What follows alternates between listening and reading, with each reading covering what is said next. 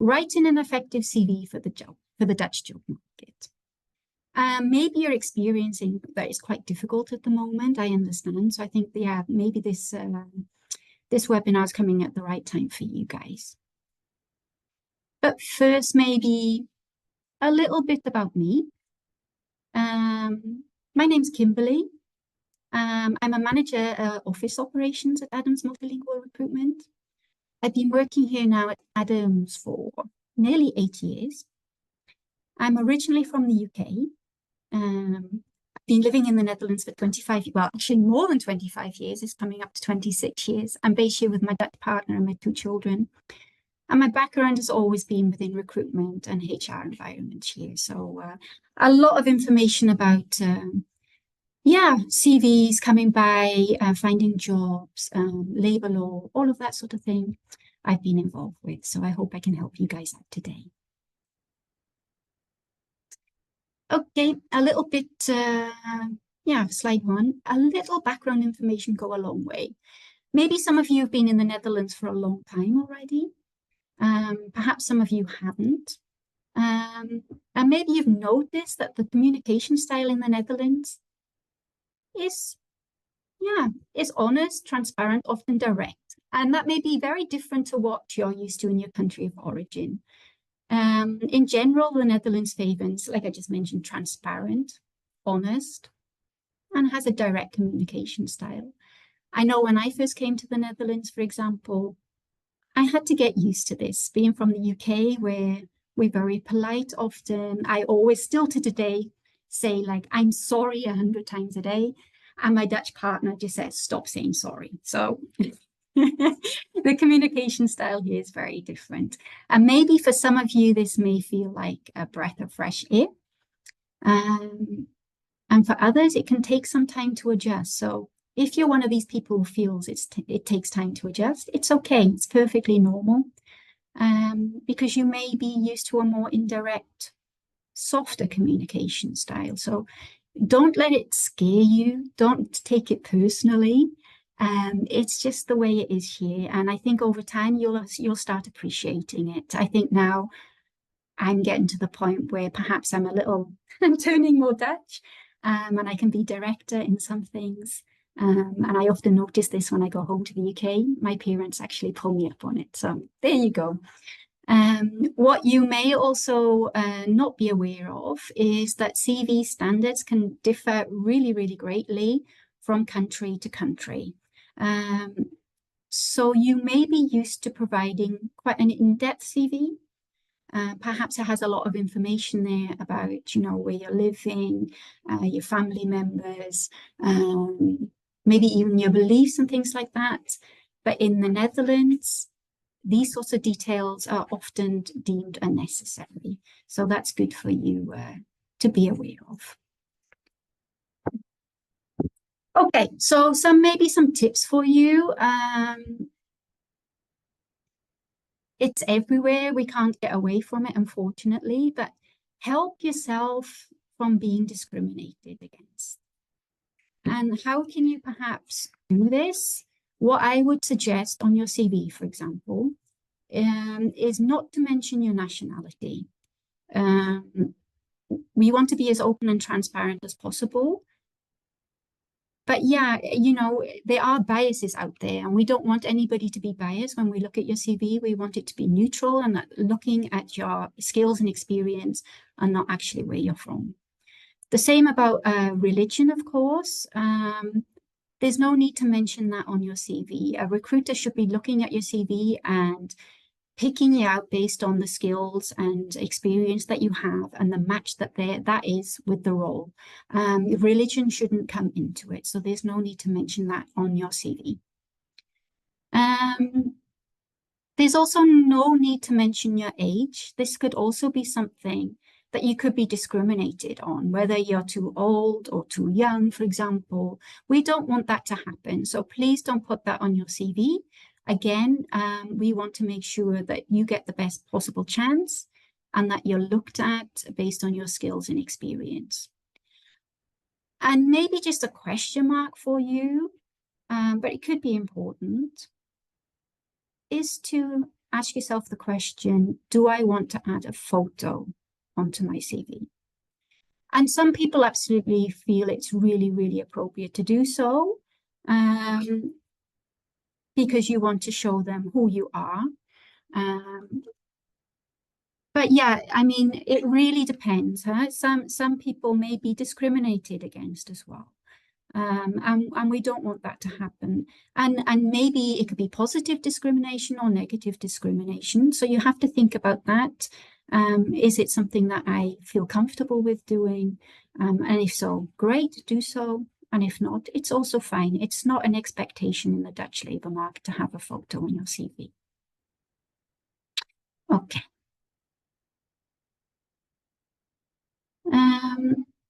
Now, what to mention on your CV? I think it's really obviously important to mention your name so we can reach out to you. We know how to name you when we call you or send you an email. Location, of course, can be really important. And here you have to think about it because obviously I can imagine at the moment in the Dutch labour market, there's a housing shortage, right? It's really difficult to find a house here and accommodation. So if you put your location is based in the Netherlands, maybe even in the Randstad, for example, the big city areas in the Netherlands, then it's already telling the recruiter who's looking at your CV that you're here already. Where you're based, you know, are you near to Amsterdam? Are you near to Rotterdam or The Hague or Utrecht, for example? So it can be a very useful thing.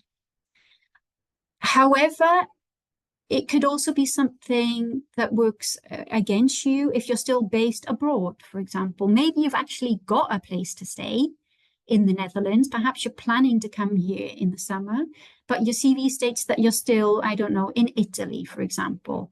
Then already upon viewing your CV, a recruiter may think, oh, but they're actually not here yet, so I'm going to pass by on their CV because we're looking for people who are already here. So think carefully about your location, if that works in your benefit, if it's based on your CV or not. Obviously, your contact details. We don't need to know everything. Huh? It's not that we need to know your address on your CV, but perhaps it's good to state, you know, yeah, if you are living here already, fantastic. And if you are, which city? We don't need to know your street name or your house number or anything like that. So don't worry about that. And I know in some countries it could possibly be the case that you actually need to put that on your CV. Here it's not necessarily deemed as needed. An important point could well be, are you able and eligible to work in the Netherlands? Of course, for a recruiter, this is really, really, really important to know. My advice is if you are a non-EU citizen, and I tell this always to people who are calling up, for example, just for some advice. If you're a non-EU citizen and you are eligible to work in the Netherlands, if you have got your residence permit allowing you to work, already state this higher up on your CV. The reason why this is so important is simply because the recruiters, when they scan your CV, first of all, obviously they're looking for your skills and experience, but they also really find it important to know if you're eligible to work here or not.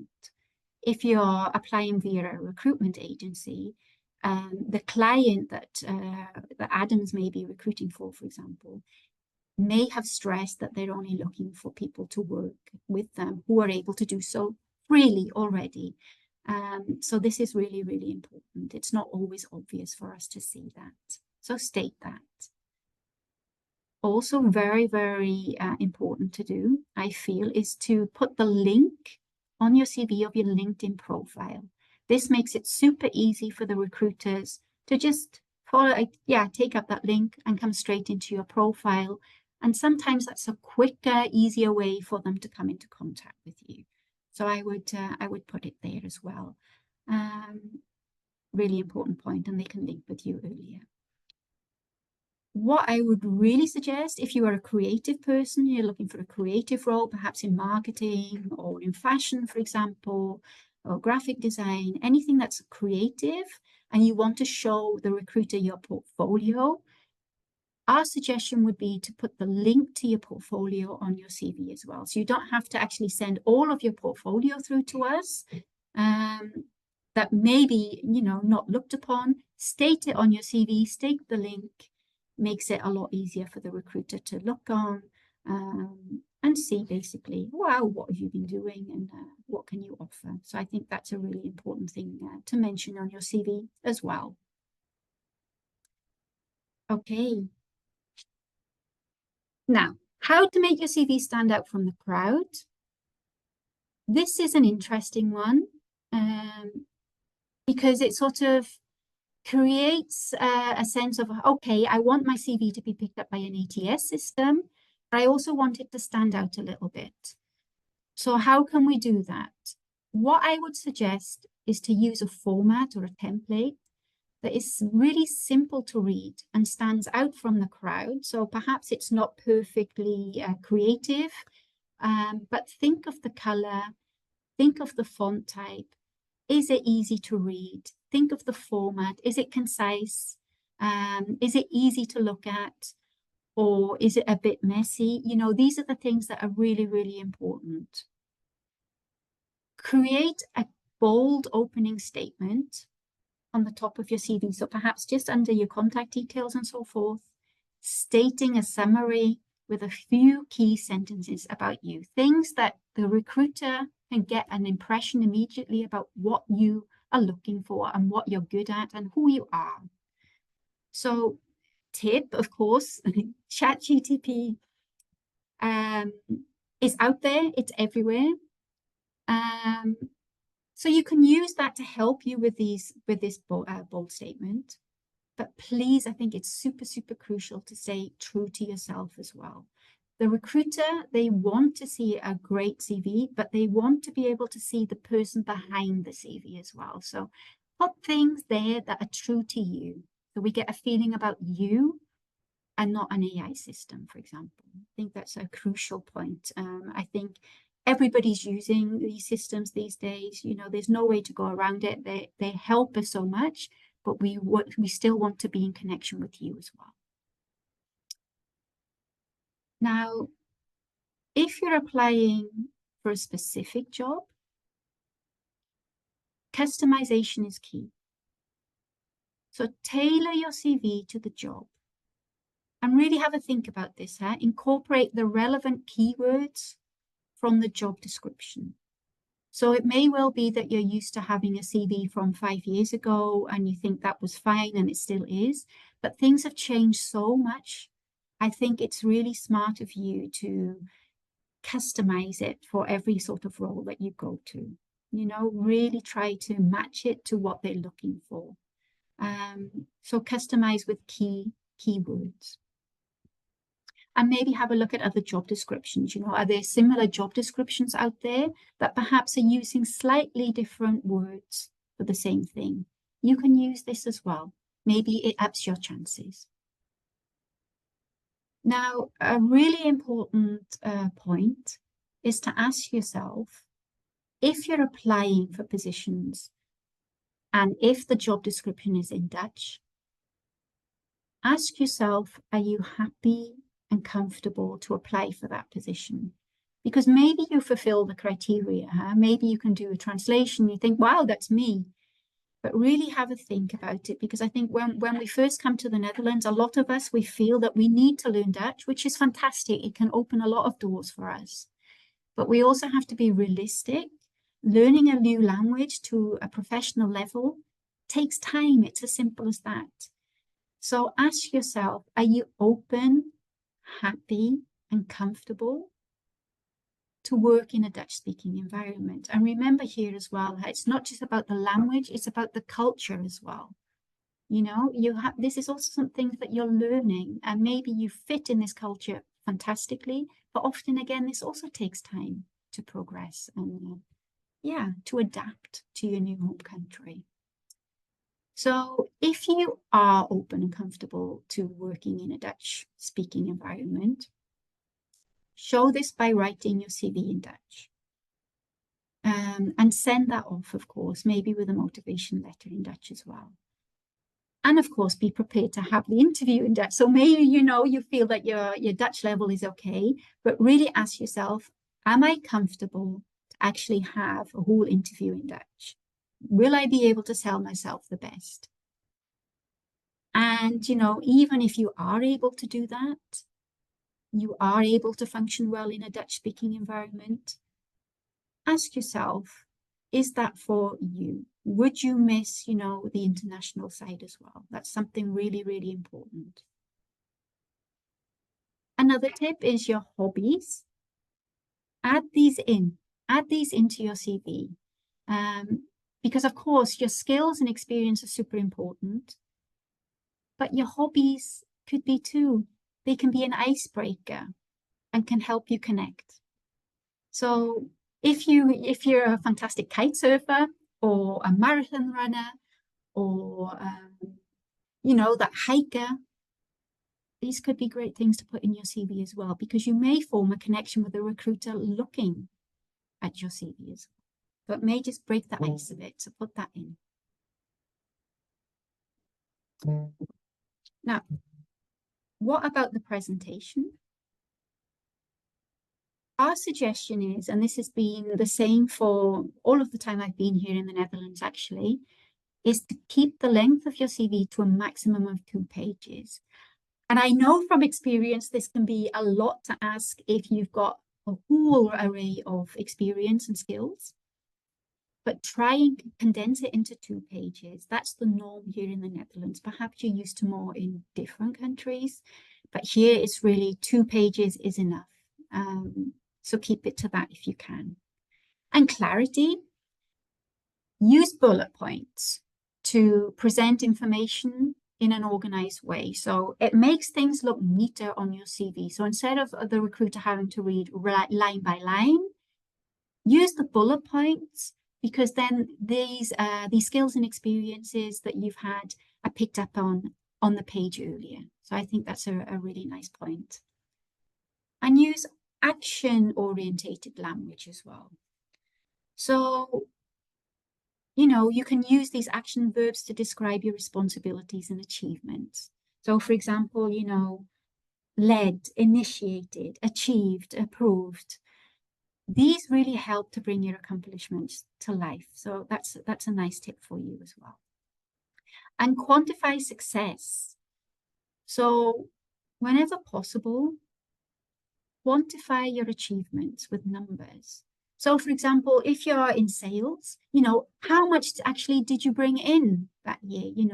How much did your team achieve?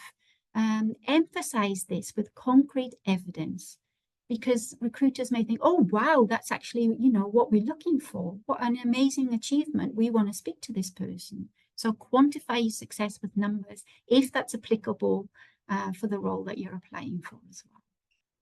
But you're selling yourself a little bit more in that aspect. And not to forget ATS compatibility. So the applicant tracking system, that's what we're talking about here. Ensure your CV is ATS friendly by using standard fonts, avoid images, and make sure to incorporate relevant keywords. What we want to make sure is that, your CV is picked up from the system, that it can be scanned easily, that the images, they're not coming up as messy in the system, so avoid them. And keywords, for example, I think it's super, super important. I've got an example for you here of a customer services representative. Some keywords could be, for example, verbal communication, active listening, handling complaints, first call resolution. So really have a think about these relevant keywords that you can put into your CV. Okay. Now, once we look at your CV, you can see here on the screen, I put here like an example for you. You can see how clean and concise it is. And what's really important is focus on the structure. Really have a good think about what's beneficial here. What do I want to get across on my CV? What's important? Number one, of course, is the layout. Start always with a chronological order. See example there. It's really, really important. We want to see, what have you been doing most recently? And then work yourself down from that way. So we can always see what's your most relevant experience there. Make sure that your CV is less than 2 MB in size. Otherwise, it may have problems being uploaded in the system, for example. Keep that in mind.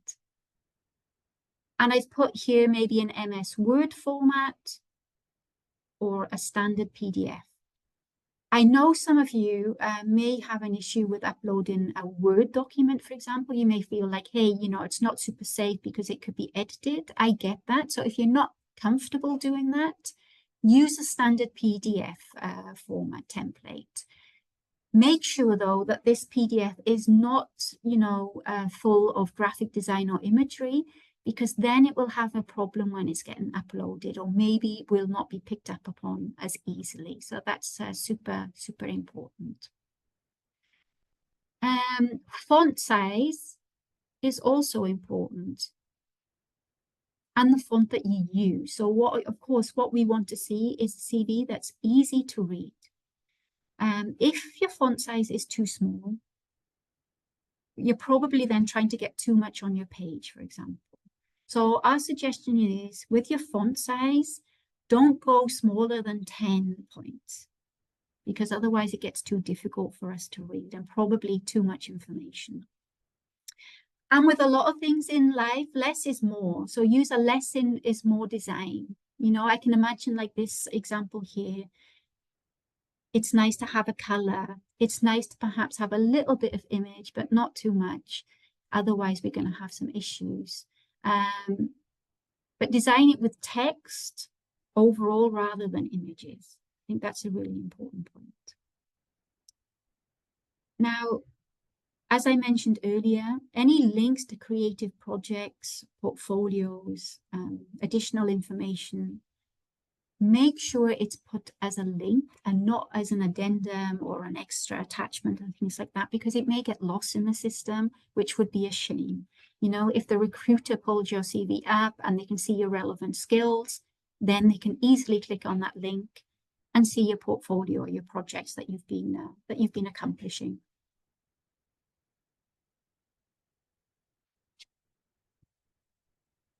Now, why are keywords so important?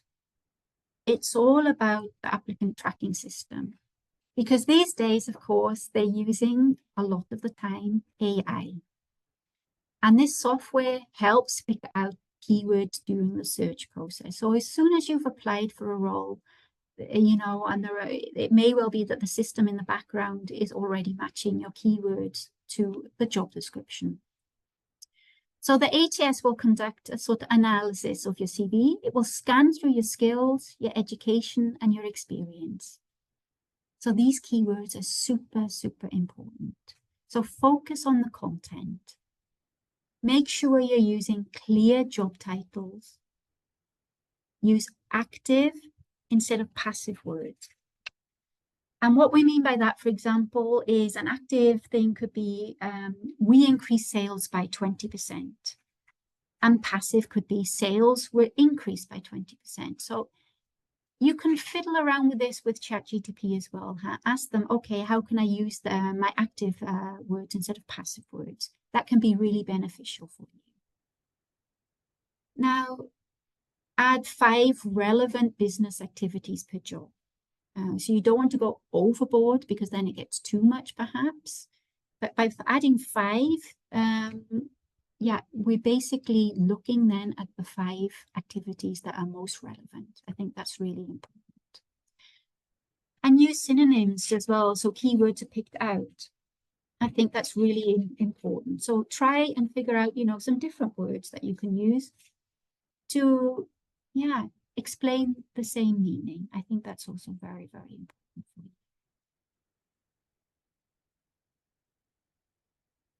Now, common pitfalls to avoid.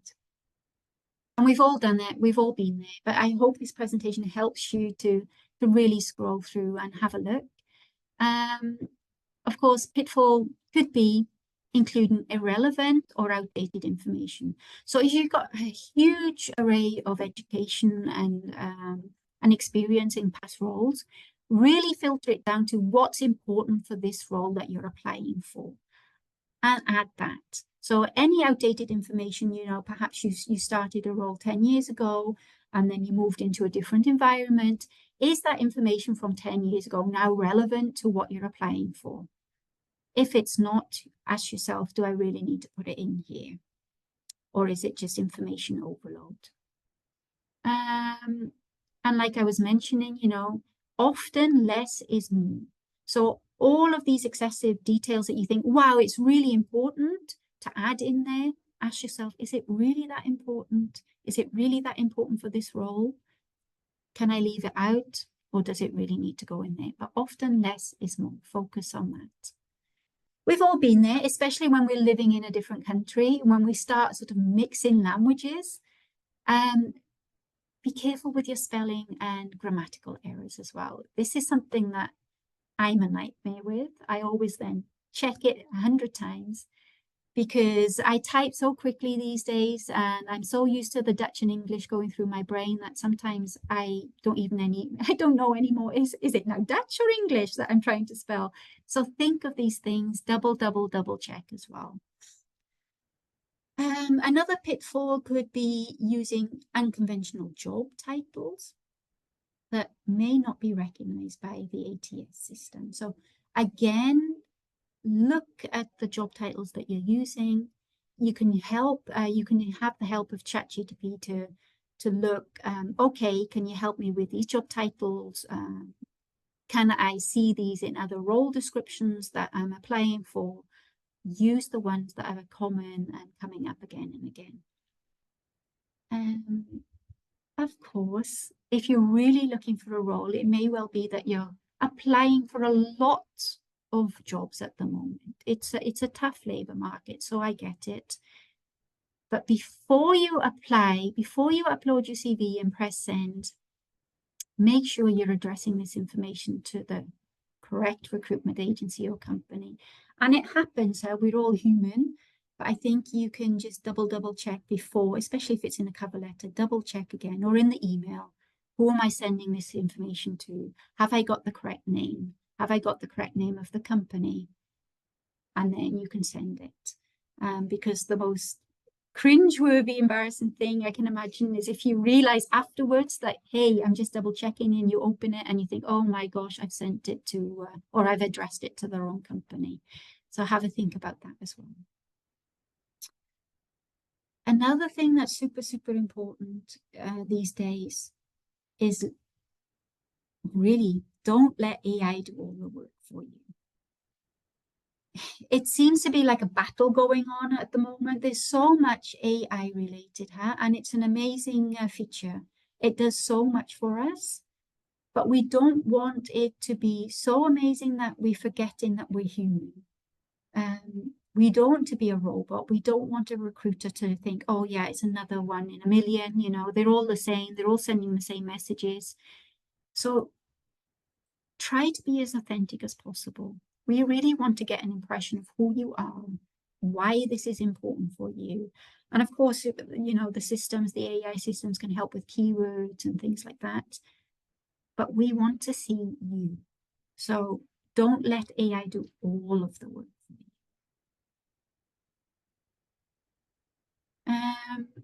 Now, yeah, help your CV beat the ATS robots, basically, because these systems, they're highly intelligent these days, of course. They're picking up all of these keywords. So help yourself by looking at multiple job descriptions of similar positions. Hey, it's a similar position, but what sort of keywords are they using here? What's the language here? Can I be using some of this so it may be picked up in an ATS system? Think of that and play with these job titles as well. What is common and recognizable? If it's really uncommon, then you're probably, not going to be picked up on them by the system. So think of that as well. and add synonyms of keywords as well. These are super, super important. So, you're playing around with the language a bit, even though it has the same meaning. That's important for you. Now, what about a cover letter? You may ask, is it still needed? Or you may feel it's really, really necessary. Our suggestions are, if you're applying directly to a company for a specific role, then take the time to write a really dedicated cover letter. We don't want the same cover letter being used over and over again, and we're just changing certain information.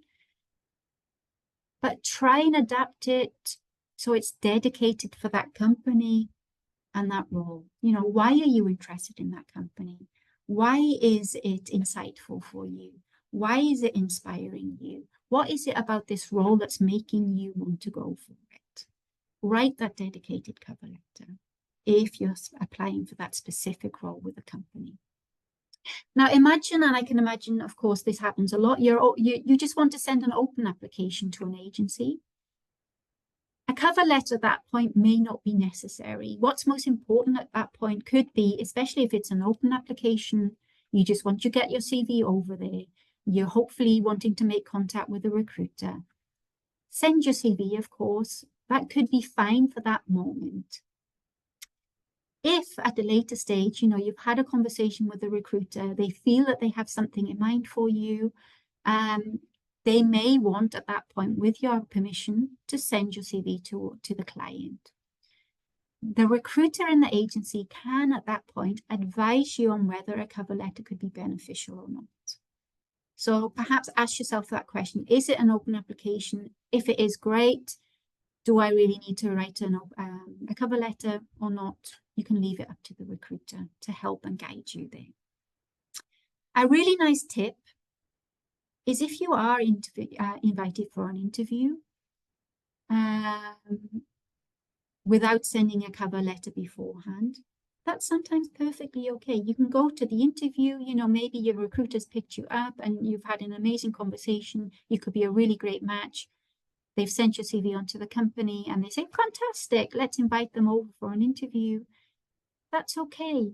What we would really suggest is, once you've had your interview, then send a cover letter, because you've already made connection then with that recruiter, with that company. Perhaps you've had a wonderful experience and you're really motivated. That's the point then that, a cover letter could make all of the difference, that they receive a cover letter after they've had an interview with you. You're expressing your interest. And I think it's a really nice additional point that the recruiter's like, wow, they've gone to this effort after the interview. They must be really, really interested. I think that's something that could work in your benefit. So have a think about, what does a cover letter mean for you? If it's an open application, should I send it or not, or wait for advice? Dedicated open application for a specific role, or send an a cover letter after your interview. Okay. And that's it for the moment. That's the slides in any case. What I would suggest is, we're here to contact each other. I realize at the moment that it's a tough market out there. So what I suggest, we can have a Q&A session. What I would suggest is, if you've got any questions that you would like to ask, put them into the Q&A box now. I can look through them. We can pick them up. We can go through them together. But here at the end of the slide is also my email address. So if you want to note down my details and, contact that way, send a question that way, if we don't get through it now, we can pick it up then. That's no problem. And of course, connect with us as well. I think it's really, really lovely. You can connect with us as a company on LinkedIn, also, of course, myself. You can connect with us on YouTube. You can follow us there. There's the blogs that you can receive from us. So that's some ways that, in this sort of digital world, we can connect with each other that way and make things more human for us.